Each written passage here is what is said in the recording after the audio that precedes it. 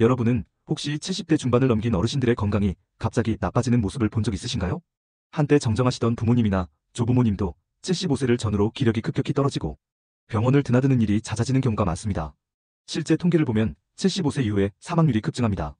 예를 들어 65세에서 74세 연령대에서는 매년 약 2% 정도가 사망하지만 75세에서 84세에서는 그 비율이 5% 가까이로 높아지고 85세 이상에서는 무려 14%에 달합니다. 다시 말해 85세를 넘긴 노인은 해마다 7명 중 1명꼴로 세상을 떠난다는 뜻입니다. 숫자만 봐도 75세 전후로 무엇인가 큰 변화가 일어난다는 걸 알 수 있죠. 왜 하필 75세 이후일까요? 인생의 다른 시기보다 이 시기에 건강이 급격히 악화되는 6가지 주요 원인이 있기 때문입니다. 오늘 영상에서는 대부분의 노인들이 80세, 90세까지 장수하지 못하고 70대 중후반에 건강상의 큰 어려움을 겪는 이유를 하나씩 알아보고자 합니다. 특히 근육량 감소, 심혈관 질환 증가, 대사기능 저하와 면역력 약화, 신경계 퇴행, 정신 건강 악화, 생활 환경과 습관 문제라는 6가지 요인을 집중적으로 살펴보겠습니다. 왜 이런 변화가 일어나는지 이해하면 우리 부모님이나 우리 자신이 그 시기가 되었을 때 어떻게 대비하고 건강을 지킬 수 있는지도 알 수 있을 것입니다. 현대는 평균 수명이 늘어나면서 누구나 75세 이후를 맞이할 가능성이 높습니다. 하지만 중요한 것은 단순히 오래 사는 것이 아니라 건강하게 오래 사는 것, 즉 건강 수명을 늘리는 것입니다. 이 영상에서는 75세 이후 건강에 치명타를 주는 6가지 요인의 실체를 알아보고 각 요인별 예방법과 해결책까지 함께 고민해 볼 것입니다. 지금부터 끝까지 함께 하시면 노년의 건강을 지키는데 꼭 필요한 지식과 실천 방법을 얻어가실 수 있을 것입니다. 초반 요약 75세 이후 사망률이 급증하는 6가지 이유. 먼저 영상의 핵심 주제인 6가지 요인을 간략히 정리해 보겠습니다. 근육량 감소와 신체 기능 저하. 나이가 들면서 근육이 줄어드는 근감소증이 발생합니다. 근력이 약해지면 일상생활 수행 능력이 떨어지고 낙상 넘어짐 위험이 증가하여 노년 건강에 큰 위협이 됩니다.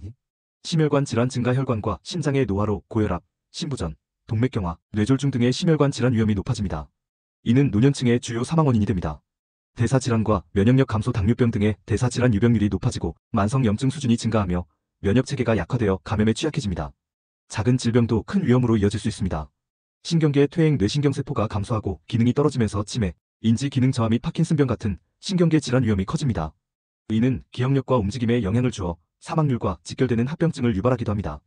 정신 건강 악화와 우울증과 사회적 고립이 노년기에 흔해집니다. 외로움과 정신적 스트레스는 신체 건강을 악화시키고 심한 경우 고독사로 이어질 수도 있습니다.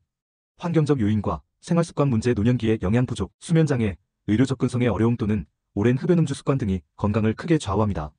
생활 환경이 열악하면 노년 건강이 빠르게 악화될 수 있습니다. 이 6가지 요인은 서로 복합적으로 작용하면서 75세 이후에 급격한 건강 악화를 가져옵니다. 이제부터 각 항목을 조금 더 자세히 알아보고 왜 이러한 변화가 일어나는지 하나씩 살펴보겠습니다. 1. 근육량 감소와 신체 기능 저하. 근감소증 및 낙상 위험. 첫 번째 원인은 근육량의 감소, 즉 근감소증으로 인한 신체 기능 저하입니다. 사람은 나이가 들면서 누구나 근육이 조금씩 줄어듭니다. 일반적으로 30대 후반부터 근육량이 서서히 감소하기 시작하여 60대 이후에는 그 속도가 빨라집니다. 연구에 따르면 65세에서 80세 사이의 근육량이 10년마다 약 8% 정도 감소할 수 있다고 합니다. 특히 75세를 지나면 근육 감소 속도가 급격히 빨라져서 80대 노인의 3분의 1 절반 가까이는 의학적으로 근감소증 진단 기준에 해당한다는 보고도 있습니다. 그만큼 고령층에서 근육 부족 문제가 매우 흔하다는 뜻이죠. 근감소증, SARCOPENIA란 말 그대로 근육이 줄어들고 약해지는 현상을 의미합니다. 세계보건기구 WHO에서도 근감소증을 질병 분류에 포함시킬 만큼 노년 건강의 중요한 위험 요인으로 보고 있습니다. 근육은 우리 몸을 지탱하고 움직이는 힘의 원천입니다. 근육량과 근력이 줄면 어떤 일이 벌어질까요? 우선 신체 기능 저하가 눈에 띄게 나타납니다. 예전에 쉽게 하던 일상 활동들이 어려워집니다. 이를테면 의자에서 일어날 때 음하고 소리를 내며 겨우 일어나거나 계단을 오르는데 다리가 후들거려 몇 번이나 쉬어가야 하는 시기죠. 걸음걸이도 자연히 느려지고 보폭이 줄어들며 균형 잡기가 힘들어집니다. 근력이 약해지니 자세가 불안정해지고 이것이 낙상 위험 증가로 이어집니다. 노년층에서 넘어지는 것 자체가 큰 사고입니다. 젊은 사람은 한 번 넘어져도 금방 일어나 크게 다치지 않을 수 있지만 근육과 뼈가 약한 노인은 작은 충격에도 골절이 생기기 쉽습니다. 흔히 언론에서 집안 화장실에서 미끄러져 넘어졌는데 대퇴부 골절로 입원했다는 등의 뉴스를 접하곤 합니다. 고관절 골절. 엉덩이 관절 부위의 넓적다리뼈 골절이 특히 위험한데 한 통계에 따르면 고관절 골절을 당한 고령 환자의 2030% 정도가 1년 이내에 사망할 정도로 예후가 좋지 않습니다. 골절로 한동안 움직이지 못하면 근육이 더욱 빠르게 줄고 누워 지내는 동안 폐렴 같은 합병증이 생기거나 재활 과정에서 심장에 무리가 오는 등 여러 문제가 동시다발적으로 발생할 수 있기 때문입니다. 근감소증은 낙상뿐만 아니라 전신 건강의 악순환을 초래합니다. 근육은 단순히 움직임을 위한 조직이 아니라 우리 몸의 대사와 면역 기능을 돕는 중요한 조직입니다. 근육량이 감소하면 기초대사량이 낮아져 에너지 소모가 줄고 그로 인해 살이 쉽게 찌거나 근육 대신 지방이 늘어남 또는 식욕이 떨어져 영양 불균형이 생길 수도 있습니다. 또 근육에서 분비되는 다양한 호르몬 마이너스 라이크 물질들이 있는데 근육이 줄면 이런 근육성, 호르몬 마이오카인 등의 분비가 감소하여 신진대사와 면역 체계에도 부정적 영향을 줍니다. 결국 근감소증은 노쇠 FRAILTY의 핵심 요소로 꼽히며 노인의 자립 능력을 떨어뜨리고 사망률을 높이는 주범 중 하나입니다. 이렇듯 나이가 들면 피할 수 없는 근육 감소 현상이지만 다행히도 근력 운동과 활동량 증가를 통해 어느 정도 예방하고 늦출 수 있습니다. 근감소증에 대해서는 뒤에서 해결책 파트에서 다시 다루겠습니다. 중요한 것은 근육량 감소는 75세 이후 급격한 건강 악화의 가장 큰 원인 중 하나이며 낙상을 비롯한 여러 합병증의 숨은 배경이라는 점입니다. 2. 심혈관 질환 고혈압, 심부전, 동맥경화 등. 두 번째 원인은 노년층에서 크게 증가하는 심혈관 질환입니다. 나이가 들수록 우리 몸의 혈관과 심장은 마치 오래된 기계처럼 마모되고 약해지는 현상을 겪습니다. 먼저 혈관의 노화를 생각해 볼까요? 젊을 때는 혈관벽이 탄력 있어 심장이 뿜어내는 피를 유연하게 받아주지만 노화가 진행되면 혈관벽에 콜레스테롤 찌꺼기와 칼슘 등이 쌓여 굳어지는 동맥경화가 생깁니다. 혈관이 딱딱하고 좁아지면 당연히 혈압이 올라가고 장기에는 충분한 혈액이 잘 전달되지 않게 됩니다. 이 때문에 고령자의 상당수가 고혈압을 앓습니다. 한 통계에 따르면 75세 이상 노인의 80% 이상이 고혈압을 가지고 있을 정도입니다. 고혈압은 침묵의 살인자라고 불리는데 특별한 통증 같은 증상이 없어 알아차리기 어렵지만 오랜 시간에 걸쳐 심장과 혈관에 부담을 주어 치명적인 합병증을 유발합니다. 고혈압과 동맥경화의 가장 무서운 결과 중 하나는 뇌졸중입니다. 뇌졸중은 뇌혈관이 막히거나 터져서 뇌 조직이 손상되는 질환으로 흔히 중풍이라고도 부르죠. 혈압이 높고 혈관벽이 약해진 노인에게 뇌졸중은 매우 흔한 응급 상황입니다. 뇌졸중이 발생하면 생명을 잃을 수도 있고 살아남더라도 한쪽 마비나 언어장애 같은 심각한 후유증을 남겨 남은 여생 동안 일상생활이 어려워질 수 있습니다. 75세 이후에 뇌졸중 발병률이 크게 높아지는 것은 그만큼 오랜 세월 누적된 고혈압과 혈관 질환의 결과가 이 시기에 나타나기 때문입니다. 심장은 어떨까요? 심장 근육도 평생 쉬지 않고 뛰다 보니 나이가 들면 힘이 떨어지거나 구조적인 변화가 생깁니다. 예를 들어 고혈압 등으로 심장에 지속적인 부담이 가해지면 심장벽이 두꺼워지고 딱딱해져 심부전으로 이어질 수 있습니다. 심부전이란 심장의 펌프 기능이 약해져 온몸에 필요한 혈액을 충분히 내보내지 못하는 상태입니다. 노인 심부전 환자는 항상 몸이 붓고 숨이 차서 일상생활이 힘들고 조금만 걸어도 숨이 가쁘기 때문에 활동량이 급격히 줄어듭니다. 활동이 줄면 근육도 약해지고 혈전 위험도 늘어나는 등 다른 문제를 동반하게 됩니다. 또한 심부전 환자는 심장 리듬 이상이나 급사 위험도 높아 생명을 위협받게 됩니다. 고령자에게 흔한 또 다른 심장 문제로 심방세동과 같은 부정맥을 들 수 있습니다. 심방세동은 심장의 맥박이 불규칙하게 빨라지는 질환인데 70대 이후로 그 발생률이 크게 증가합니다. 이 부정맥 자체로도 어지럼증과 호흡곤란을 유발하지만 더 큰 위험은 뇌졸중입니다. 심방세동이 있으면 혈액 흐름이 고르지 못해 심장 안에 피떡혈전이 생기기 쉽고 이 혈전이 뇌혈관을 막으면 뇌졸중이 발생합니다. 심방세동 환자는 일반인보다 뇌졸중 위험이 5배나 높다는 연구도 있습니다. 이렇듯 노년층에서 심장 리듬의 이상도 뇌혈관 사고로 이어질 수 있는 것이죠. 또한 노화로 인한 심장 판막 질환도 있습니다. 심장의 판막들이 석회화되어 제대로 열리고 닫히지 않으면 판막 협착증이나 폐쇄부전증이 생겨 심장의 효율이 떨어지고 심부전 및 부정맥의 원인이 됩니다.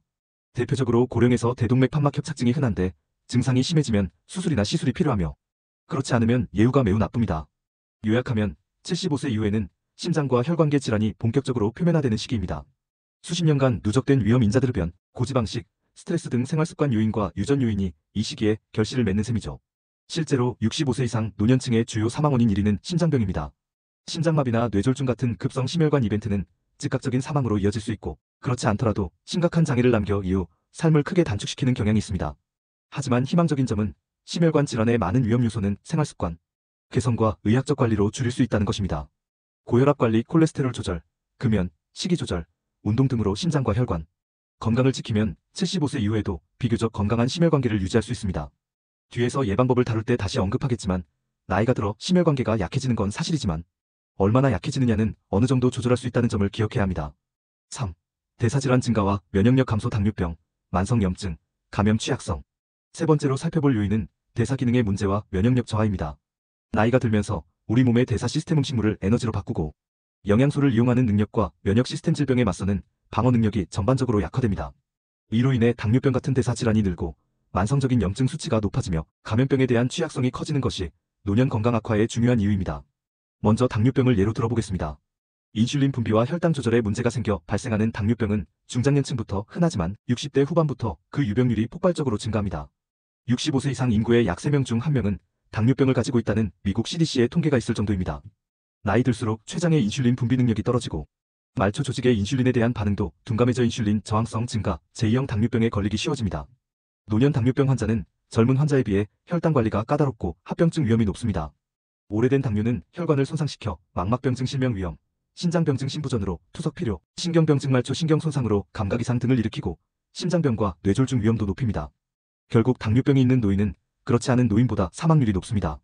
또한 고령의 당뇨 환자는 인지기능 저하나 우울증이 동반될 수 있어 약물 복용을 깜빡 잊는다든지 식이 조절을 못 지키는 경우도 많아 질병 관리가 어려워지는 악순환이 생깁니다.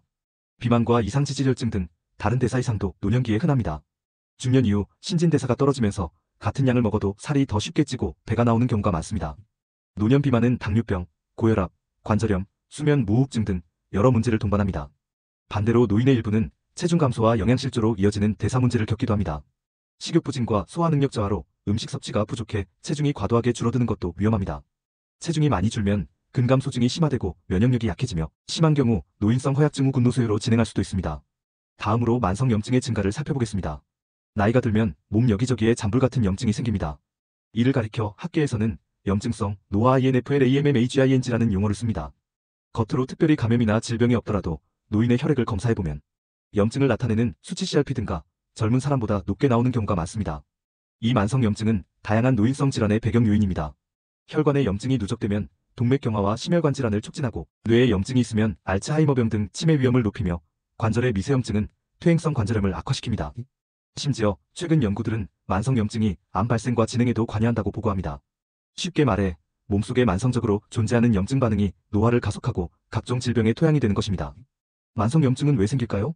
정확한 기전은 완전히 밝혀지진 않았지만 세포 노화로 인한 손상 물질들이 누적되고 면역체계의 조절 기능이 떨어지면서 생기는 것으로 알려져 있습니다. 예를 들어 나이 든 세포는 젊은 세포보다 활성산소 등에 취약해 작은 손상이 쌓이고 손상된 세포에서 각종 염증 유발 물질을 분비하여 주변에 염증을 퍼뜨릴 수 있습니다. 또한 평생에 걸친 생활습관 요인 흡연, 스트레스, 잘못된 식단 등도 만성 염증 수준을 높입니다. 그러므로 염증성 노화를 줄이려면 노년에 갑자기 뭘 하기보다는 젊었을 때부터 건강한 생활습관을 유지하는 것이 중요하겠죠. 이제 면역력 감소로 눈을 돌려보겠습니다. 면역체계는 외부의 세균, 바이러스, 암세포 등을 찾아내서 제거하는 우리 몸의 국방 시스템입니다. 나이가 들면 이 면역체계의 여러 부분에 문제가 생기는데 이를 의학용어로 면역 노화 IMMUNOSENESCNC라고 합니다. 면역 노화로 인해 몸의 방어 능력이 전반적으로 떨어지게 됩니다. 구체적으로 어떤 변화가 일어날까요? 먼저 면역세포의 숫자와 활력이 감소합니다. 감염이 발생했을 때 이를 신속히 감지하고 대응해야 하는데 노인의 면역세포들은 반응이 느리고 제대로 된 공격을 펼치지 못하는 경우가 많습니다. 젊은 사람에겐 가볍게 지나가는 감기도 노인에겐 폐렴으로 번지기 쉽습니다. 항체 생산 능력도 감소합니다. 그래서 노인은 독감 예방접종을 해도 젊은 사람만큼 항체가 형성되지 않아 예방효과가 떨어질 수 있습니다. 이 때문에 고령자용 고용량 독감 백신이 따로 나오기도 합니다. 대상포진 백신이나 폐렴구균 백신 등도 노년층에게 권장되는데 이는 이들이 해당 질병에 걸렸을 때 치명적일 수 있기 때문입니다. 면역균형의 붕괴도 나타납니다. 한쪽에서는 염증 반응이 과다하게 일어나면서 필요 이상으로 면역이 공격적인 경우 정상 조직을 해치는 자가 면역 질환이 생기기 쉽고 다른 한편으로는 정작 필요한 방어 반응은 약해져서 암세포를 제거하거나 새로운 감염을 억제하는 능력이 떨어집니다. 노인이 되면 암 발생률이 높아지는 이유 중 하나도 바로 면역 감시 기능의 약화입니다. 젊은 때는 생겨도 바로 제거되었을 작은 종양세포들이 노인의 몸에서는 커질 때까지 못 막고 놓친 것이죠. 면역력 감소의 현실적인 결과는 노년층에서 감염 질환이 중증으로 이어질 위험이 높다는 것입니다. 흔한 예로 폐렴을 들 수 있습니다. 폐렴은 세균이나 바이러스에 폐에 감염이 생기는 병으로 젊은 성인은 폐렴에 걸려도 적절한 항생제 치료 등을 받으면 대부분 회복됩니다. 그러나 노인의 폐렴은 진행이 빨라 중환자실 신세를 지거나 목숨을 잃는 사례가 많습니다. 통계적으로도 폐렴은 노인 인구의 주요 사망 원인 중 하나입니다. 특히 2020년 이후로는 신종 코로나 바이러스 감염증 COVID-19이 전 세계 노인 사망률을 크게 높였는데 80대 이상의 코로나19 치명률이 젊은 층에 비해 압도적으로 높았습니다. 이는 면역체계가 약해 새로운 바이러스에 제대로 대처하지 못한 대표적인 사례라 할 수 있습니다. 정리하면 대사기능 악화와 면역력 저하는 75세 이후 건강을 위협하는 중요한 요인입니다. 당뇨병 등 대사질환은 합병증을 통해 서서히 신체를 쇠약하게 만들고 면역력 저하는 감염병이나 암 등의 위험을 높입니다. 결국 이 둘이 맞물리면 작은 감염이나 가벼운 질환도 노인에게는 생명을 위협하는 큰 문제가 될 수 있는 것이죠. 하지만 이런 대사 및 면역 문제 역시 생활관리와 의료적 개입으로 상당 부분 개선 가능합니다. 당뇨를 철저히 관리하고 면역력을 높이는 생활습관 운동, 영양 섭취, 예방접종 등을 유지하면 위험을 줄일 수 있습니다. 뒤에서 예방 방법을 자세히 말씀드리겠습니다. 4. 신경계 퇴행 치매, 인지기능 저하, 파킨슨병 등. 네 번째 요인은 뇌와 신경계의 퇴행입니다. 우리가 장기적으로 오래 살면서 겪게 되는 가장 두려운 변화 중 하나가 바로 인지 기능의 저하, 흔히 말하는 치매일 것입니다. 75세 이후에 사망률이 급증하는 중요한 이유 중 하나가 치매를 비롯한 신경계 질환의 영향입니다. 신경계는 신체의 다른 기관과 달리 한번 기능을 잃으면 회복이 어렵고 뇌의 건강이 무너지면 일상생활 유지가 불가능해지기 때문에 최종적으로 건강 수명을 단축시키는 결정타가 되곤 합니다. 나이는 치매의 가장 큰 위험 인자입니다. 실제로 나이가 들수록 치매 위험은 기하급수적으로 증가합니다. 65세에 치매에 걸릴 확률이 낮다고 하더라도 75세, 85세를 넘기면 확률이 급격히 높아집니다. 통계를 보면 6,574세 인구의 약 5%가 알츠하이머 치매를 앓고 있는데 7,584세에서는 약 13%, 그리고 85세 이상에서는 무려 30% 이상이 알츠하이머 치매를 가지고 있다고 합니다. 거의 3명 중 1명은 치매라는 이야기죠. 물론 개인차가 있어 90세가 넘어도 멀쩡한 분도 계시지만 전체적인 확률은 이렇게 나이와 함께 높아집니다. 치매 디멘시어는 여러 종류가 있지만 가장 흔한 것은 알츠하이머병이고 그 다음이 혈관성 치매입니다. 알츠하이머병은 뇌에 베타아밀로이드 단백질 등의 이상 단백질이 침착되어 뇌세포가 서서히 죽어가는 병이고 혈관성 치매는 뇌졸중 등으로 뇌혈관이 손상되어 생기는 치매입니다. 이 외에도 파킨슨병에 의한 치매, 루이소체 치매 등 종류가 많지만 공통점은 한번 발병하면 현재로서는 완치가 어렵고 진행을 늦추는 것만 가능하다는 것입니다. 치매가 노년 건강에 미치는 영향은 막대합니다. 단순히 기억력이 나빠지는 것만 떠올리기 쉽지만 진행된 치매는 환자의 일상생활 수행 능력을 완전히 무너뜨립니다. 초기에는 약간 깜빡거리는 정도지만 중기 이후로 가면 시간과 장소를 혼동하고 새로운 정보를 기억하지 못하며 심하면 가까운 가족도 알아보지 못하게 됩니다. 문제 해결 능력과 판단력도 떨어져서 돈 관리, 약 복용 관리 등을 전혀 할 수 없게 되죠. 이러한 인지 기능 저하로 인해 생명 유지에 필수적인 식사, 위생, 운동 등이 제대로 이루어지지 않습니다. 치매 환자들은 영양 섭취가 부실해지거나 위생 관리가 안 되어 감염에 취약해지고 신체 활동이 줄어 다른 질병이 악화되기도 합니다. 실제로 치매가 있다고 해서 그 질병 자체로 사망하는 것은 아니지만 치매로 인해 발생하는 각종 합병증이 환자의 생명을 위협합니다.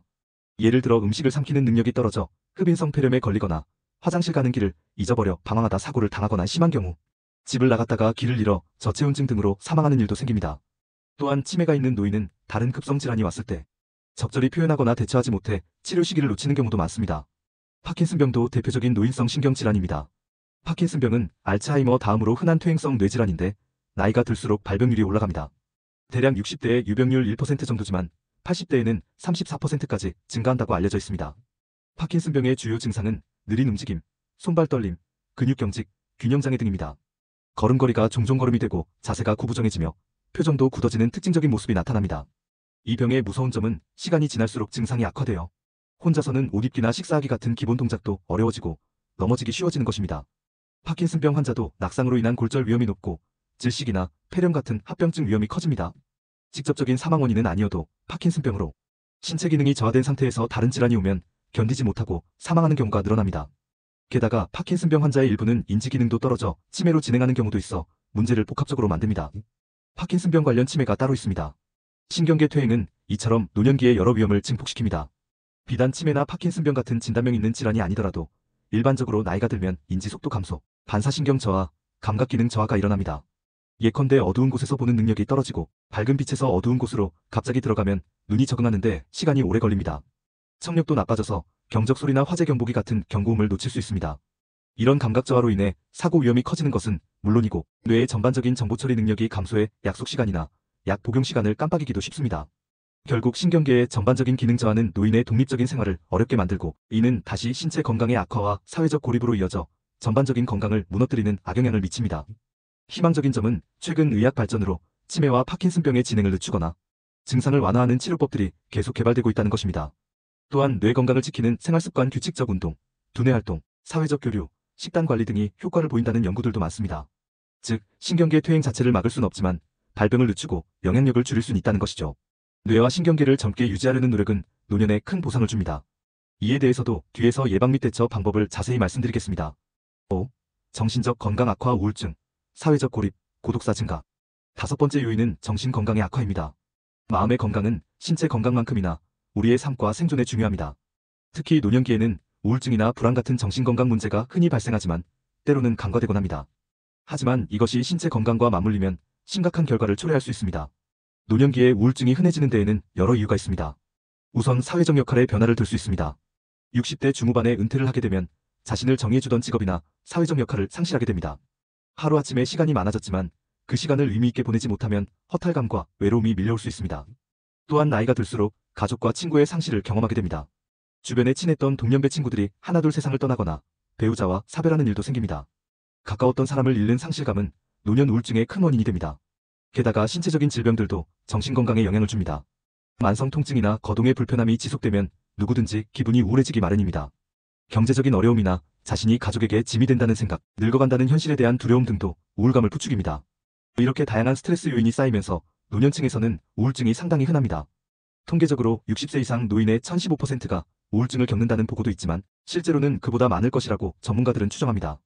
왜냐하면 노인 우울증은 때때로 신체 증상 식욕부진, 수면장애, 만성피로 등으로 나타나서 가족이나 본인조차 우울증으로 인식하지 못하는 경우도 많기 때문입니다. 그리고 노인들은 자신의 우울한 감정을 표현하거나 정신과 치료를 받는 것에 거부감을 느껴 치료를 받지 않고 숨기는 경우도 많습니다. 이렇듯 진단되지 않은 우울증이 음지에 많이 존재하는 것이 현실입니다. 우울증과 사회적 고립은 악순환의 관계입니다.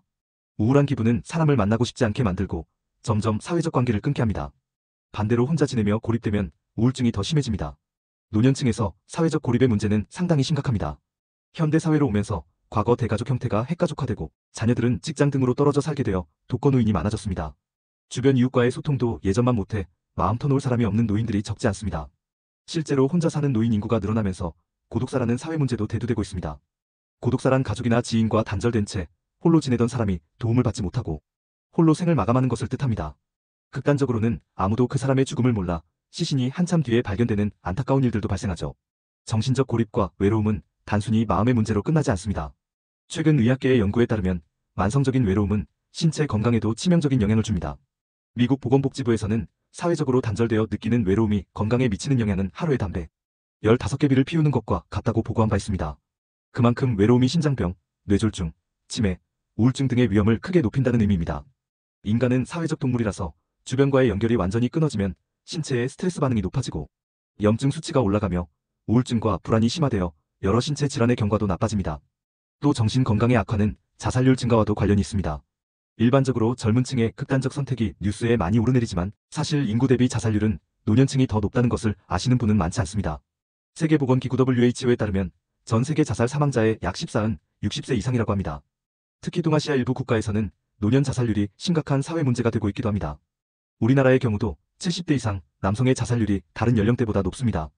이는 우울증, 경제적 어려움, 사회적 고립, 만성질환 고통 등이 복합적으로 영향을 미친 결과로 볼 수 있습니다. 정신 건강이 나빠지면 신체 건강 관리에도 소홀해집니다. 우울한 어르신들은 식사도 거르기 쉽고 약도 제때 안 챙겨 드시는 경우가 많습니다. 내가 뭐 오래 살겠어 하는 체념으로 치료를 포기하거나 심지어 생을 단축시키는 행동을 하기도 합니다. 가족이나 주변 사람과 연락을 끊고 지내다가 몸이 아파도 그대로 방치하여 상태가 악화되는 일도 있습니다. 가령 당뇨나 고혈압약을 끊어버린다든지 통증이 심해도 병원에 안 가고 참고 견디다가 큰 합병증을 부르는 시기입니다. 결론적으로 노년기의 정신 건강 악화와 사회적 고립은 그 자체로 삶의 질을 떨어뜨릴 뿐만 아니라 노인의 생존에 직접적인 영향을 미치는 요인입니다. 이는 앞서 말한 신체 질환들과 맞물려 75세 이후의 사망률을 높이는 중요한 한 축이 됩니다. 좋은 소식은 정신 건강 역시 적절한 지지와 개입을 통해 크게 개선될 수 있다는 것입니다. 취미생활, 사회활동, 가족과의 교류, 그리고 필요하다면 전문적인 상담이나 약물 치료를 통해 노년기에도 충분히 마음의 안정을 찾고 행복감을 누릴 수 있습니다. 이 부분 역시 예방과 대처 방법을 뒷부분에서 자세히 말씀드리겠습니다. 6. 환경적 요인과 생활습관 영양 부족, 수면 장애, 의료 접근성 문제 등. 마지막 6번째 요인은 생활 환경과 오랜 생활 습관에서 오는 문제들입니다. 이는 앞서 언급한 모든 요인들을 배경에서 악화시키거나 개선시킬 수 있는 중요한 요소입니다. 75세 이후 건강에는 개인이 처한 환경적 요인과 평생의 습관들이 큰 영향을 미칩니다. 먼저 영양 상태를 살펴보겠습니다. 잘 먹는 것은 어느 연령에서나 건강의 기본이지만 노년기에는 영양 섭취가 원활하지 않기 쉽습니다. 노인성 식욕부진이라는 말이 있을 정도로 나이가 들면 식욕을 느끼는 신호가 줄어들고 음식 맛도 둔해져서 예전만큼 드시지 않게 됩니다. 치아가 약해져 씹는 능력이 떨어지면 자연이 질긴 고기나 생야채 섭취를 기피하고 부드러운 탄수화물 위주의 식사로 치우치게 됩니다. 혼자 사는 어르신들의 경우 끼니를 거르거나 인스턴트 음식과 같이 간편한 것만 드시는 경향도 있습니다. 또 경제적인 어려움이 있는 노인은 영양가 높은 음식을 구입하기보다 값싼 음식으로 배만 채우는 경우도 많죠. 이런 여러 이유로 노인 인구 상당수가 영양 불균형 혹은 영양 결핍 상태에 빠져 있습니다. 한 미국 조사에 따르면 노인의 거의 50%가 영양 부족을 겪고 있다고 할 정도로 겉보기엔 멀쩡해 보여도 필수 영양소 섭취가 모자란 경우가 많습니다. 영양이 부족하면 어떻게 될까요? 앞서 말한 근감소증이 더 심해질 수 있고 면역력도 떨어져 감염에 취약해집니다. 빈혈이나 비타민 결핍이 생기면 피로와 어지럼증, 인지기능 저하까지 유발할 수 있습니다. 예를 들어 비타민 B12가 부족하면 손발 저림과 기억력 감퇴가 올 수 있고 비타민 D가 부족하면 뼈가 약해져 골다공증과 골절 위험이 올라갑니다. 단백질 섭취가 모자라면 상처 회복이 느려지고 근육 유지가 어렵습니다. 즉, 노인의 영양 결핍은 앞서 언급한 다른 건강 문제들을 악화시키는 촉매가 됩니다. 다음으로 수면 문제를 짚어보겠습니다. 수면은 건강의 필수적인 요소인데 나이 들수록 숙면을 취하기 어렵다는 호소를 많이 합니다. 노인의 불면증 유병률은 매우 높습니다. 추정치에 따르면 노인의 3050%가 수면 문제를 갖고 있다고 할 정도입니다. 노년기의 흔한 수면 변화로는 잠드는 데 오래 걸리고 잠이 들어도 자주 깬다는 것이 있습니다. 깊은 잠 단계가 줄어들고 전체 수면 시간이 짧아집니다. 새벽녘에 불쑥 잠이 깨버려 다시 잠들지 못하고 끙끙대는 경우도 흔합니다. 왜 이런 일이 생길까요? 노화로 인해 멜라토닌 같은 수면 유도 호르몬의 분비가 감소하고 일주기 리듬 생체 시계가 약화되는 것이 한 원인입니다. 또한 노인들은 밤중에 화장실에 가기 위해 자주 깨는 문제를 겪습니다. 전립선 비대증으로 소변을 자주 보거나 방광 기능이 줄어들어 한밤중에도 배뇨욕구가 생기는 경우가 많지요. 게다가 관절염 통증이나 신경통, 근육경련 등이 잠을 방해합니다. 낮에 활동량이 적어서 밤에 숙면을 취하기 어려운 것도 한몫합니다. 수면무호흡 증자는 또한 호흡이 일시적으로 멈추는 질환도 중년 이후 체중 증가와 함께 흔해지는데 이는 자기도 모르게 잠을 깨게 만들고 체내 산소 공급을 줄여 수면의 질을 크게 떨어뜨립니다. 충분한 잠을 자지 못하면 몸과 뇌의 회복 시간이 부족해집니다. 그 결과 낮에 항상 피곤하고 머리가 멍하며 기억력과 집중력이 더 저하됩니다. 기분도 예민해지고 우울감이 심해질 수 있습니다. 만성적인 수면 부족이나 수면장애는 고혈압, 심장병, 당뇨의 위험을 높이고 면역력도 떨어뜨린다는 연구 결과들이 있습니다. 결국 노년기의 수면장애는 다른 건강 문제들과 얽혀 75세 이후 건강 악화의 숨은 원흉 중 하나라고 볼 수 있습니다. 이제 의료 접근성과 생활 환경을 이야기해보겠습니다. 아프면 병원에 가야지라고들 하지만 노인에게는 이 단순한 일이 쉽지 않을 때가 있습니다. 거동이 불편한 어르신은 몇 정거장 떨어진 병원에 가는 것도 큰일입니다. 대중교통 이용이 힘들고 자가운전을 하기도 어렵죠. 가족들이 가까이 살지 않으면 병원 모실 사람이 없어서 진료를 포기하는 경우도 생깁니다. 실제로 농촌이나 외딴 지역의 독거노인들은 아파도 이동할 방법이 마땅치 않아 치료 시기를 놓치는 일이 종종 보고됩니다. 또 경제적인 장벽도 있습니다. 노년층은 의료비 부담이 클 수밖에 없습니다. 만성질환으로 매달 약값이 들고 검사나 치료를 받으려면 본인 부담금도 내야 합니다. 연금이나 저축이 충분치 않은 분들은 돈 걱정에 병원에 덜 가게 되고 약도 아껴 먹게 되는 경우가 있습니다. 이는 질병 악화로 이어지기 쉽습니다. 예를 들어 혈압약이나 당뇨약을 중단하면 바로 수치가 나빠지고 합병증 위험이 커지는데도 본인 마음대로 약을 끊는 분도 있습니다. 경제적 빈곤은 노년 건강을 위협하는 중요한 사회적 요인입니다. 의료 시스템의 한계도 있습니다. 노인은 한 사람이 여러 질환을 동시에 앓는 경우가 많습니다. 예를 들어 고혈압, 당뇨, 관절염, 시력 청력 저하, 치매, 초기 증상 등등 한 분에게서 5가지, 6가지의 만성질환이 공존할 수 있습니다. 하지만 의료 시스템은 각 질환별로 전문가가 나뉘어 있어 노인은 심장내과, 내분비내과, 정형외과, 안과, 이비인후과, 신경과 등 여러 병원을 돌아다녀야 할 때가 많습니다. 젊은 사람이라면 스스로 스케줄 관리도 하고 의사소통을 하겠지만 고령 환자는 여기에서 큰 어려움을 겪습니다. 특히 인지 기능이 떨어진 분들은 각 과에서 처방받은 약을 혼동하여 잘못 복용하거나 중요한 증상을 의료진에게 제대로 전달하지 못해 치료에 빈틈이 생길 수 있습니다. 또한 일부 의료진이나 사회에서는 노인 환자에게 나이 탓으로 돌리며 증상을 가볍게 여기거나 적극적인 치료를 미루는 연령차별 에이지즘적인 태도도 문제로 지적됩니다. 이런 요소들 때문에 노인이 적절한 의료 서비스를 받지 못하면 병을 키워서 생명이 줄어드는 결과가 될 수 있습니다. 생활 환경 측면에서는 노인이 사는 집이나 시설의 안전도 중요합니다. 예를 들어 조명이 어두워 계단이 잘 안 보인다거나 욕실 바닥이 미끄러운데 손잡이 하나 없다든가 침대가 너무 높아서 오르내리다 떨어질 위험이 있다든가 하는 주거 환경 문제는 곧 낙상과 사고로 이어집니다. 가족들과 같이 살더라도 맞벌이 등으로 낮에 홀로 지내는 시간이 길다면 응급 상황에 바로 대처하기 어렵습니다. 난방이나 냉방이 적절치 않아 여름철 온열질환이나 겨울철 저체온증 위험이 높을 수도 있습니다. 이러한 환경적인 위험 요소는 젊을 땐 큰 탈 없이 지나가도 노인에게는 작은 충격으로 큰 결과를 낳을 수 있습니다. 끝으로 오랜 생활 습관에 대해서도 언급해야겠습니다. 75세까지 살아오시는 동안 각자 고유의 생활 습관이 몸에 밴 상태일 텐데 그것이 건강에 좋지 않은 습관이라면 노년기에 그 대가를 치르게 됩니다. 대표적인 것이 흡연과 음주입니다. 평생 담배를 피워온 분은 이미 폐 기능이 많이 손상되어 70대의 만성폐쇄 성폐질환 COPD나 폐암으로 고생하거나 혈관, 건강이 나빠져 말초동맥 질환 등으로 고통받을 수 있습니다. 과음하는 습관이 있던 분은 노년에 강경변이나 간암, 알코올성 치매 위험을 안고 살아야 합니다. 또 평생 운동을 전혀 안 한 분은 근감소증과 심혈관 질환이 가속화되었을 가능성이 높죠. 반대로 아주 활동적으로 살아오신 분은 같은 75세라도 심폐지구력이나 근력이 훨씬 양호할 수 있습니다. 결국 어떻게 살아왔는가가 노년기의 건강에 큰 영향을 주는 것입니다. 지금까지 75세 이후 건강을 해치는 6가지 주요 요인을 살펴보았습니다. 이들 요인은 각기 독립적으로 작용하기도 하지만 서로 밀접하게 연결되어 있습니다. 예를 들어 영양 부족과 운동 부족은 근감 소증을 악화시키고 근감 소증으로 신체 활동이 줄면 심혈관 건강이 더 나빠지며 이는 다시 우울증으로 이어지고 이런 식입니다. 그렇다면 이렇게 복합적인 문제들을 어떻게 풀어가야 할까요? 다음으로는 이러한 위험 요인들을 미리 예방하고 완화할 수 있는 해결책과 관리법을 알아보겠습니다. 해결책 및 예방 방법 노년기의 건강관리 전략 75세 이후 건강이 급격히 나빠지는 원인들을 알아봤는데 이대로 손 놓고 받아들여야만 할까요? 그렇지 않습니다. 우리 스스로 관리하고 개선할 수 있는 부분들이 많습니다. 지금부터는 앞서 언급한 6가지 요인에 대응하기 위한 예방법과 해결책을 종합적으로 정리해보겠습니다. 한마디로 활기차고 건강한 노년을 보내기 위한 6가지 실천법이라고 할 수 있겠습니다. 1. 근력 운동 및 신체 활동 유지. 근감 소증을 예방하고 늦추는 가장 확실한 방법은 규칙적인 근력 운동과 신체 활동입니다. 나이가 들수록 몸을 아껴야지 하며 움직이기 꺼리는 분들이 있는데 오히려 잘못된 생각입니다. 쓰지 않으면 근육은 더 빨리 줄어듭니다. 세계보건기구 WHO 가이드라인에 따르면 노인도 성인과 마찬가지로 일주일에 최소 150분 이상의 중등도 유산소 운동을 하는 것이 권장됩니다. 예를 들어 빠른 걸음으로 걷기, 가벼운 자전거 타기 등을 하루 2030분 정도 꾸준히 하면 됩니다. 여기에 더해 주 2회 이상 근력 강화 운동을 해야 합니다. 근력 운동이라고 해서 거창할 필요는 없습니다. 집에서 할 수 있는 맨몸 체조나 가벼운 아령 운동이면 충분합니다.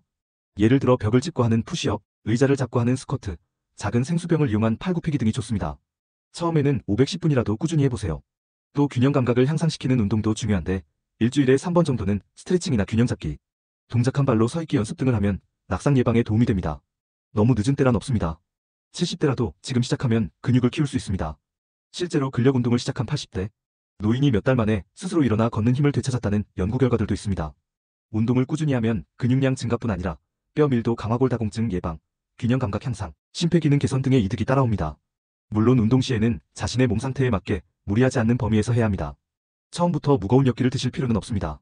전문가와 상의하여 운동 계획을 세우거나 지역 보건소나 노인복지관에서 운영하는 노인 운동 프로그램에 참여해보는 것도 좋습니다. 혼자 하기 어렵다면 친구나 배우자와 함께 산책을 하거나 가벼운 체조를 하는 것도 지속하는 데 도움이 됩니다. 핵심은 규칙적이고 꾸준하게 움직이는 것입니다. 매일 조금씩이라도 걸으면 안 하던 것보다는 훨씬 낫습니다. 이렇게 신체 활동을 유지하면 근감 소증 진행을 늦추고 근력을 보존하여 일상생활의 자립도를 지킬 수 있습니다. 또한 운동은 심혈관 건강, 체중 관리, 정신 건강에도 다방면으로 이루어서 다른 위험 요인들도 동시에 낮춰주는 효과가 있습니다. 2. 균형 잡힌 식단과 충분한 영양 섭취. 건강한 노년을 위해서는 잘 먹는 것이 무엇보다 중요합니다. 영양 결핍 상태가 되지 않도록 균형 잡힌 식단을 유지해야 합니다. 단백질, 비타민, 무기질 등이 골고루 포함된 식사를 하도록 신경 쓰세요. 구체적으로 매 끼니 양질의 단백질을 꼭 포함하는 것이 좋습니다. 살코기, 생선, 계란, 두부, 콩류, 저지방 유제품 등은 소화수가 비교적 잘 되고 필수 아미노산이 풍부해 근육 유지에 도움이 됩니다. 노인의 경우 근육 합성 능력이 떨어지기 때문에 체중 1kg당 11.2g 정도의 단백질 섭취가 권장됩니다. 70kg인 분이라면 하루 7084g 단백질. 예를 들어 계란 1개에 6g, 두부 반모에 10g 정도 단백질이 있으니 삼시세끼 단백질 반찬을 꼭 챙기는 습관이 필요합니다. 또한 채소와 과일을 매일 충분히 드세요. 비타민과 항산화물질, 식이섬유는 만성염증을 낮추고 장 건강을 돕습니다. 색깔 다양한 채소 녹색, 적색, 황색 등을 섭취하면 다양한 영양소를 골고루 얻을 수 있습니다. 칼슘과 비타민 D도 신경 써야 할 영양소입니다. 우유, 치즈, 멸치, 뼈째 먹는 생선 등 칼슘 함량이 높은 식품을 드시고 필요하면 칼슘 보충제를 의사와 상의해 복용하세요. 비타민 D는 주로 햇빛을 통해 합성되지만 노인은 피부 합성 능력이 떨어지므로 등 푸른 생선, 달걀 노른자 등의 식품이나 보충제 복용으로 보완하는 것이 좋습니다. 비타민 B12, 엽산, 철분 등도 부족하지 않도록 다양한 식품을 섭취해야 합니다. 가능하다면 영양사와 상담하여 본인의 식단을 평가받고 부족한 부분을 채우는 것도 도움이 됩니다. 수분 섭취도 빼놓을 수 없습니다. 노인은 갈증 신호가 둔해져서 탈수 상태가 되기 쉬우니 목이 마르지 않더라도 물이나 수분이 있는 음료 싱겁게 끓인 국물, 보리차 등을 자주 드세요. 탈수는 신장 기능을 악화시키고 변비나 혼동을 일으킬 수 있습니다. 혹시 식사가 어려운 상황이라면 예 입맛이 전혀 없다거나 씹는 게 힘든 경우 영양 보조식이나 영양 보충 음료의 도움을 받을 수도 있습니다. 시중에 고칼로리 고단백 균형 영양식품들이 나와 있으니 식사 대용으로 한두 끼 활용할 수 있습니다. 단, 특정 질환 신부전 등이 있는 경우 함부로 드시면 안 되니 반드시 의료진과 상의하세요. 마지막으로 짠 음식과 단 음식, 포화지방이 많은 음식은 줄이고 담백하고 신선한 식품 위주로 드세요. 과도한 소금 섭취는 고혈압과 신장에 부담을 주고 당분 과다 섭취는 당뇨를 악화시키며 기름진 음식은 비만과 동맥경화를 부릅니다. 음주도 가급적 줄이는 게 좋습니다. 남성은 하루 12잔, 여성은 1잔 이하로. 술은 영양가는 없고 열량만 높여 비만을 부르고 간에 무리를 줍니다. 정리하면 조금씩 자주 골고루 먹자가 노년기 영양관리의 모토입니다. 혹시 혼자 식사하기 우울하고 귀찮다면 지역의 노인 식사, 프로그램 경로 식당 등이나 가족, 친구들과 식사 약속을 정기적으로 만들어 보세요. 함께 먹으면 식욕도 더 나고 영양관리도 수월해집니다. 잘 먹는 것은 근감소증 예방, 면역력 향상, 기분 개선 등 모든 면에서 건강을 지키는 기본임을 기억하세요. 3. 사회적 교류 증진 및 정신건강관리. 외로운 노년을 보내지 않도록 사회적 교류를 꾸준히 유지하는 것이 중요합니다. 사람은 사회적 존재이기 때문에 나이가 들어도 소속감과 교류가 필요합니다. 퇴직 후에 인맥이 줄었다고 스스로를 세상에서 고립시키지 마세요. 가족 및 친구들과의 연락을 의식적으로 유지해야 합니다. 자녀나 손주와 동거하지 않더라도 전화통화나 영상통화로라도 자주 안부를 나누세요. 일주일에 한 번이라도 약속을 잡고 만난다든지 어려우면 하루에 한 통화씩이라도 하려고 노력해봅시다. 처음엔 써먹할 수 있지만 작은 안부, 전화 한 통이 어르신들의 외로움을 크게 덜어드린다는 연구 결과도 있습니다. 또한 지역사회 모임이나 활동에 참여해보는 것을 권합니다. 동네의 노인복지관이나 주민센터에서 운영하는 취미교실, 체육 프로그램, 자원봉사 모임 등이 많이 있습니다. 예를 들어 게이트볼 동호회, 등산 모임, 글쓰기 교실, 합창단, 텃밭 가꾸기 모임 등 취향에 따라 선택할 수 있습니다. 새로운 모임에 나가는 것이 처음엔 용기가 필요하지만 비슷한 또래의 친구들을 사귈 수 있는 좋은 기회입니다. 종교 활동도 사회적 교류와 정신적 안정을 얻는 데 도움이 됩니다. 주기적으로 성당, 교회, 사찰 등에 다니시는 분들은 공동체의 지지를 받아 우울감이나 고독감이 덜하다는 조사도 있습니다. 만약 거동이 불편하여 외출이 어렵다면 온라인을 통한 소통도 고려해 볼 만합니다. 요즘 어르신들도 스마트폰을 많이 사용하시는데 이를 통해 옛 친구를 다시 찾거나 카카오톡 등으로 혹은 인터넷 커뮤니티에서 비슷한 관심사의 사람들과 교류할 수도 있습니다. 예를 들어 온라인 장기대국이나 시니어 독서 모임, 화상회의 같은 것도 열리고 있으니 찾아보면 의외로 활동 폭이 넓어질 수 있습니다. 디지털 기기 사용이 낯설다면 자녀나 손주 또는 노인 대상 IT 교육 프로그램의 도움을 받아 배우시면 됩니다. 새로운 것을 배우는 과정 자체가 두뇌에도 좋고 세상과 연결되는 창구를 넓혀줄 것입니다. 정신 건강 관리를 위해서는 전문가의 도움도 필요하면 받아야 합니다. 우울감이 지속되는데도 참기만 해서는 안 됩니다. 정신건강의학과 상담이나 치료를 받는 것을 부끄러워할 필요가 없습니다. 요즘 노인 우울증은 약물 치료 효과도 좋고 부작용도 비교적 적은 약들이 많습니다. 상담 치료도 노인분들의 상실감과 우울감을 해소하는 데 효과적입니다. 경제적 이유로 망설여진다면 지자체의 정신건강복지센터 등에서 무료 상담을 제공하기도 하니 활용해보세요. 생활 속 작은 변화도 도움이 됩니다. 가까운 이웃과 인사 나누기, 단골 가게 사장님과 담소 나누기 등 사소해 보이지만 일상의 소셜 연결고리를 많이 만들어두세요. 반려동물을 키우는 것도 정서적 안정에 큰 도움이 됩니다. 강아지나 고양이를 돌보는 기쁨이 삶의 활력소가 되고 외로움을 달래줍니다. 실제로 반려동물이 있는 노인은 그렇지 않은 노인보다 우울 증상이 적다는 연구도 있습니다.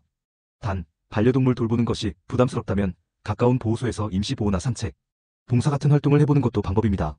마지막으로 마음 챙김과 스트레스 관리도 중요합니다. 명상이나 요가, 심호흡 같은 기법으로 마음의 안정을 찾는 연습을 해보세요. 일기 쓰기, 감사한 일 세어보기 등 긍정적인 마음 습관도 우울감을 줄이는 데 도움이 됩니다. 무엇보다 나 자신도 소중한 존재임을 잊지 말고 나이가 들었다고 해서 사회에서 역할이 없어진 것이 아님을 기억해야 합니다.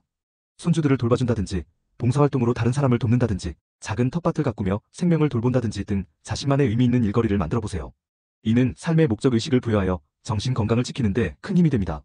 4. 인지활동 및 평생학습. 뇌를 계속해서 활발히 쓰는 것은 신경계 퇴행을 늦추는 최고의 전략입니다. 쓰면 남고 안 쓰면 녹슬다는 말은 근육뿐 아니라 뇌에도 해당됩니다. 다양한 인지 자극 활동을 통해 뇌세포 간 연결을 강화하고 인지 예비 능력을 키워두면 치매의 발병을 지연시키거나 진행 속도를 늦출 수 있다는 연구들이 많습니다. 우선 일상에서 쉽게 할 수 있는 두뇌 운동들을 실천해보세요. 신문이나 책을 꾸준히 읽는 것은 기억력과 정보 처리 능력을 유지하는 데 도움이 됩니다. 새로 나온 소식을 접하고 이해하려고 노력하는 과정에서 뇌가 활성화됩니다. 퍼즐 맞추기, 수도쿠, 십자말풀이, 바둑이나 장기두기, 카드놀이 같은 게임류도 뇌에 자극을 줍니다. 이러한 활동들은 재미도 느끼면서 논리력, 공간지각력, 기억력을 자극합니다. 새로운 것을 배우는 것도 뇌 건강에 매우 좋습니다. 나이는 숫자에 불과합니다. 배우고자 하는 열정만 있다면 70대, 80대에도 새로운 언어를 익히거나 악기를 시작할 수 있습니다. 실제로 외국어를 배우는 모임에 나가보면 백발의 어르신들이 열정적으로 공부하는 모습을 볼 수 있습니다. 새로운 언어나 기술을 익히는 과정에서 뇌에는 신선한 과제가 주어지고 이는 뇌신경 연결을 강화하여 인지 저하를 늦추는 효과가 있습니다. 평생교육원이나 노인대학에서 제공하는 강좌를 수강해보세요.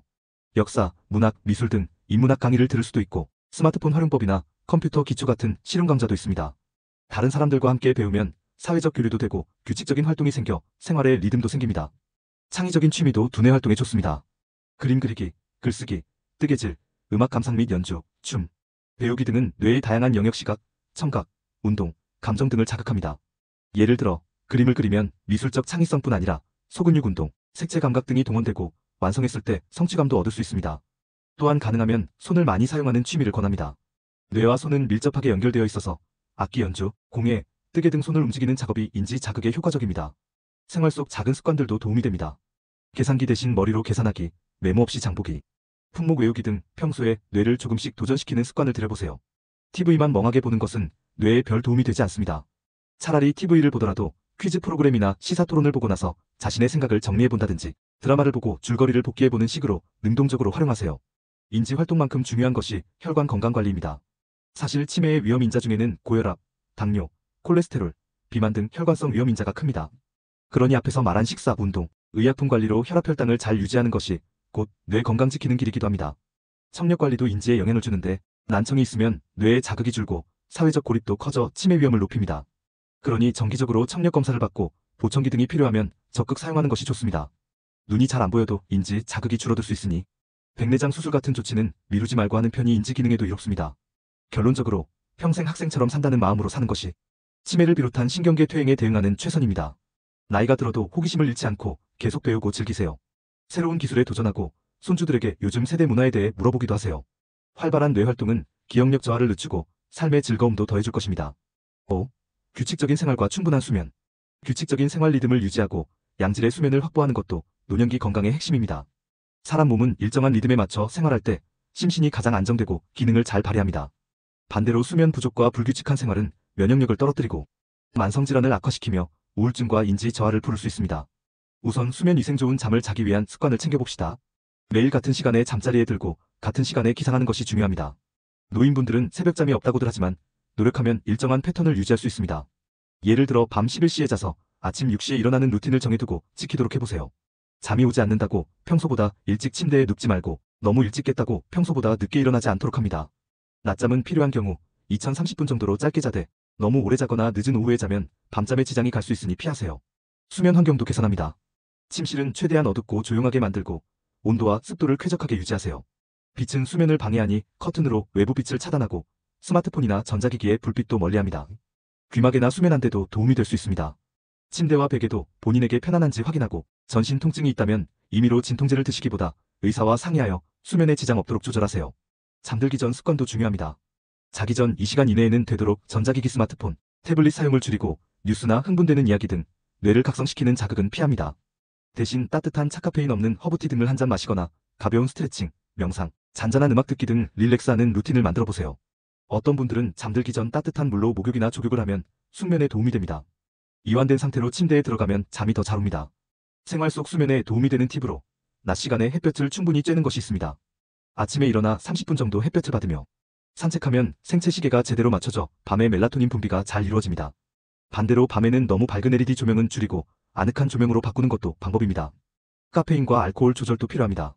커피나 진한 차 같은 카페인 음료는 오후 늦게 적어도 5시 이후에는 삼가고 꼭 마시더라도 오전에 적당히 마십니다. 니코틴 흡연도 잠을 방해하니 금연하는 것이 좋습니다. 술은 마시면 졸음이 올 수 있지만 수면의 질을 떨어뜨리고 자정 이후에 각성 상태를 만들어 오히려 해롭습니다. 그러므로 술로 잠을 청하는 습관은 위험하며 피해야 합니다. 만약 이러한 노력에도 불구하고 심한 불면증이 지속된다면 전문가의 도움을 받으세요. 수면다원 검사 등을 통해 수면 질환 여부를 진단받고 인지행동 치료나 필요시 수면제 처방 등의 조치를 취할 수 있습니다. 요즘은 노년 불면증에 사용할 수 있는 비교적 안전한 약물들도 있기 때문에 혼자 끙끙 앓지 마시고 의사와 상의하는 것이 좋습니다. 규칙적인 생활은 수면 외에도 식사 시간, 활동 시간의 규칙성을 포함합니다.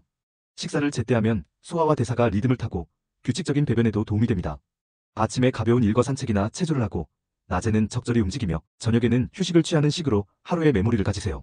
이러한 규칙성은 생체 시계를 안정화시켜 호르몬 분비를 원활하게 하고 스트레스 호르몬을 줄여줍니다. 충분한 수면과 규칙적 생활은 우울증 예방과 인지 기능 유지에도 좋은 영향을 줍니다. 잘 주무시면 기분이 훨씬 상쾌하고 문제 해결 능력도 나아지며 면역력도 높아집니다. 반대로 불규칙한 생활과 만성 수면 부족은 지금까지 언급한 근감소증, 심혈관 질환, 당뇨, 치매, 우울증 등을 모조리 악화시킬 수 있으니 수면과 일상 리듬을 건강하게 유지하는 것이야말로 여러 위험을 한꺼번에 낮추는 기본 처방이라 할 수 있습니다. 6. 정기 건강검진 및 적극적인 의료관리. 마지막으로 정기적인 건강체크와 의료관리를 강조하지 않을 수 없습니다. 평소에 관리를 잘하는 것이야말로 75세 이후 건강을 결정짓는 중요한 요소입니다. 이미 질병이 생긴 후에 치료하는 것보다 병을 조기에 발견하고 예방하는 것이 훨씬 효과적이죠. 노년기에는 여러 질환이 복합적으로 나타날 수 있으므로 미리미리 점검하고 대비해야 합니다. 우선 정기 건강검진을 빠뜨리지 말고 받으십시오. 국가건강검진이나 각종 암검진 위내시경, 대장내시경, 유방암 전립선암 검진 등 권고 연령에 맞는 검사를 꾸준히 받는 것이 좋습니다. 75세를 넘었다고 일부 암검진을 중단하기도 하지만 본인의 건강 상태에 따라 연장할지 의사와 상의할 수 있습니다. 암뿐 아니라 골밀도 검사, 골다공증 평가, 시력 청력 검사, 치아 검진 등도 주기적으로 받아 변화가 있으면 바로바로 조치하세요. 예를 들어 골다공증으로 진단되면 약물 치료와 칼슘 비타민 D 보충, 낙상 예방 교육 등을 시작해 골절 위험을 줄일 수 있습니다. 청력에 문제가 생겼다면 일찍 보청기를 사용하면 사회적 소통 단절을 막고 치매 위험도 줄일 수 있습니다. 이미 가지고 있는 만성질환 관리를 철저히 하는 것이 중요합니다. 고혈압, 당뇨, 고지혈증 등은 꾸준히 약을 복용하고 생활 습관을 관리하여 목표 수치를 안정적으로 유지하도록 합니다. 혈압이 14,090 mmHg 이하로 유지되도록 노력하고 혈당 HbA1c는 의료진이 정한 목표에 맞추며 LDL 콜레스테롤도 관리 목표치를 지키는 것이 좋습니다. 수치가 잘 조절되면 심장마비나 뇌졸중 등의 위험이 크게 감소합니다. 약 복용을 거르지 않고 처방대로 정확히 드시는 것이 중요합니다. 혹시 약이 너무 많아 헷갈린다면 약 달력을 만들거나 약통을 요일별로 정리해두세요. 약국에서 복약 지도를 받아 체계적으로 관리하는 것도 방법입니다. 의사와의 상담을 활용하십시오. 진료 볼 때 궁금한 것, 불편한 증상을 미리 메모해갔다가 상의하세요. 노인은 여러 증상을 복합적으로 겪기에 본인이 중요하지 않다고 생각한 것도 의사에게는 진단의 실마리가 될 수 있습니다. 예를 들어 만성적인 피로와 식욕 저하를 나이 드니 원래 이런가 보다 하고 넘기지 말고 이야기하면 빈혈이나 갑상선 기능 저하 같은 질환을 찾아낼 수도 있습니다. 사소한 변화라도 내 몸의 소리에 귀 기울이고 이상 신호가 보이면 적극적으로 검사와 진료를 받는 태도가 필요합니다. 예방접종은 노년 건강관리의 필수 요소입니다. 매년 독감 예방주사는 꼭 맞으세요. 독감은 노인에게 폐렴 등 합병증을 잘 일으키므로 예방이 최선입니다. 폐렴구균 백신도 한번 접종하면 폐렴구균에 의한 폐렴과 폐혈증 위험을 줄여줍니다. 65세 이상은 대부분 1회 접종 권고, 상황에 따라 5년 후 1회 추가. 대상포진 백신도 50대 이상에서 접종이 권장되는데 특히 면역력이 약해지는 노년기에 대상포진을 예방하면 고생을 덜 수 있습니다. 최근 COVID-19 백신도 고령층의 중증화 예방에 크게 기여했으므로 방역 당국 지침에 따라 적절히 접종받는 것이 좋습니다. 예방접종은 미리 맞는 보험과 같아서 노년의 건강 리스크를 낮추는 효과적이고 간단한 방법입니다. 낙상 예방 환경을 갖추는 것도 의료관리의 연장선입니다. 집안을 한번 점검해보세요. 매트나 카페트가 미끄럽게 깔려있지는 않은지, 욕실에 미끄럼 방지 매트와 안전 손잡이가 설치되어 있는지, 실내 조명이 밤에도 안전하게 켜둘 수 있게 되어 있는지 등입니다. 침대는 너무 높지 않게 조절하고 이동 시에 사용할 지팡이나 보행기를 의사와 상의해 준비하세요. 평소 집에서 편한 신발이나 미끄럼 방지 양말을 신어발을 단단히 지지하는 것도 좋습니다. 이렇게 사고를 미연에 방지하는 환경을 만들어 놓으면 골절이나 외상으로 입원할 확률을 크게 줄일 수 있습니다. 가족과 주변의 도움도 적극 활용해야 합니다. 스스로 모든 것을 완벽히 해내려기보다 어려운 부분은 도움을 요청하세요. 예를 들어 병원 갈 때 자녀나 이웃에게 동행을 부탁하면 진료 내용을 함께 듣고 기억하는 데 도움이 됩니다. 약 복용이나 식사 관리도 가족이 체크해주면 실수가 줄어듭니다. 혼자 해결하기 힘든 일집안 청소, 무거운 짐, 나르기 등은 지역의 노인 지원 서비스나 요양보호사 서비스를 이용할 수 있습니다. 이러한 도움을 받는 것을 부끄러워할 필요가 없습니다. 내 건강을 지키기 위한 현명한 선택일 뿐입니다. 요약하자면 노년에는 소 잃기 전에 외양간을 단단히 고쳐두는 지혜가 필요합니다. 정기검진과 예방으로 위험 요인을 미리 발견하고 만성질환은 철저히 관리하며 응급 상황에 대비한 환경을 갖추고 내 몸의 작은 변화도 놓치지 않는 것이 중요합니다. 의료기술의 발달로 노년 질환의 많은 부분이 관리 가능해졌으니 이를 적극 활용해야 합니다. 병원 진료를 받는데 주저하지 말고 필요하면 전문가를 방문하고 주치의와 상의하여 최선의 치료를 받으세요. 이렇게 주도적으로 자신의 건강관리에 참여하면 설령병이 있어도 잘 다스리며 지낼 수 있고 큰 위기를 피할 확률이 높아집니다. 결론. 지금까지 대부분의 노인들이 오래 살지 못하는 이유, 특히 75세 이후에 건강과 사망률이 급격히 악화되는 6가지 요인을 살펴보고 각각에 대한 대처법을 알아보았습니다. 정리해보면 근육 감소, 심혈관 질환, 대사 기능 및 면역 저하, 신경계 퇴행, 정신, 건강 악화, 환경 및 생활 습관 요인이 그 핵심이었습니다. 이 모든 요소들은 서로 얽혀있지만 공통점이 하나 있습니다. 어느 정도는 우리가 관리하고 개선할 수 있는 부분이 있다는 것이다. 물론 노화 자체는 자연현상이고 누구도 시간을 거스를 수는 없습니다. 80대, 90대의 신체가 20대처럼 될 수는 없겠죠. 하지만 오늘 이야기한 내용을 보면 나이가 들면 무조건 다 몸이 망가진다는 식의 운명론은 틀렸다는 것을 알 수 있습니다. 생활 습관과 주변 환경을 어떻게 관리하느냐에 따라 노년의 건강 상태는 크게 달라질 수 있습니다. 예를 들어 규칙적으로 운동하고 단백질 섭취에 신경 쓴 분은 75세가 넘어도 걸음걸이가 힘차고 계단도 잘 오르내리지만 전혀 몸을 안 쓰고 영양도 부실했던 분은 70세도 안 돼 지팡이에 의존하게 될 수 있습니다. 또 혈압, 혈당 관리를 잘하고 담배를 끊은 분은 80대까지 심장 건강을 유지하지만 방치한 분은 60대 후반에 심근경색이나 중풍으로 쓰러질 확률이 높아집니다. 적극적으로 친구들을 만나고 취미 생활을 즐긴 분은 웃으며 지내는 80대를 보내지만 혼자 집에 틀어박혀 지낸 분은 우울증과 인지 저하로 고생할 가능성이 큽니다. 이처럼 우리가 선택하고 행동하는 것에 따라 노년기의 모습은 극과 극으로 달라질 수 있습니다. 나이는 숫자에 불과하다는 말이 있습니다. 물론 나이에 따라 몸의 변화가 오는 것은 사실이지만 그 숫자에 얽매여 이제 늙었으니 어쩔 수 없어라고 포기해버리면 정말로 모든 것이 어쩔 수 없게 됩니다. 반대로 끝까지 자신의 건강을 포기하지 않고 투자하면 비록 완벽하지는 않아도 더 나은 상태를 유지할 수 있습니다. 75세 이후의 건강은 하늘이 정해놓은 운명이 아니라 우리가 지금부터 어떤 노력을 하느냐에 따라 달라질 수 있는 우리 손안의 숙제입니다. 지금 60대이신가요? 70대 초반이신가요? 또는 부모님이 그런 연세이신가요? 이제부터라도 앞서 말씀드린 실천법을 하나씩 적용해 보십시오. 근력 운동을 시작하고 식단을 개선하며 규칙적인 검진을 받고 새로운 모임에 나가보고 밤잠을 챙기고 집안 환경을 정비하는 등 작은 변화들을 시도해보세요. 처음에는 귀찮고 익숙지 않을 수 있지만 그 작은 변화들이 쌓여서 건강한 노년을 만들어줍니다. 많은 전문가들이 말하길 노년은 제2의 인생이라고 합니다. 평균 수명이 길어진 지금 75세 이후에도 10년, 20년의 삶이 이어질 수 있습니다. 이 기간을 어떻게 보낼지는 우리의 선택에 달려 있습니다. 오늘 영상에서 다룬 내용을 실천한다면 75세 이후에도 충분히 활기차고 존엄한 삶을 누릴 수 있을 것입니다. 실제로 80대, 90대에도 여행을 다니고 봉사활동을 하며 청년 못지않은 열정으로 사시는 분들이 많이 계십니다. 우리도 그렇게 될 수 있습니다. 건강은 하루아침에 이루어지지 않지만 잃는 것도 하루아침이라는 말을 기억하시기 바랍니다. 지금부터 차근차근 준비해서 여러분 자신과 여러분의 부모님, 조부모님 모두가 75세 이후에도 건강하고 행복한 삶을 영위하시길 바랍니다. 나이는 늘어나도 건강은 우리가 지켜나갈 수 있습니다. 이 영상을 계기로 많은 분들이 노년 건강관리의 중요성을 깨닫고 행동에 옮겨서 모두가 100세 시대를 활기차게 살아갈 수 있기를 진심으로 바라겠습니다. 긴 시간 함께 해주셔서 감사합니다. 지금까지 알려드린 내용들 꼭 생활 속에서 실천하시어 건강한 하루하루 보내시길 바랍니다.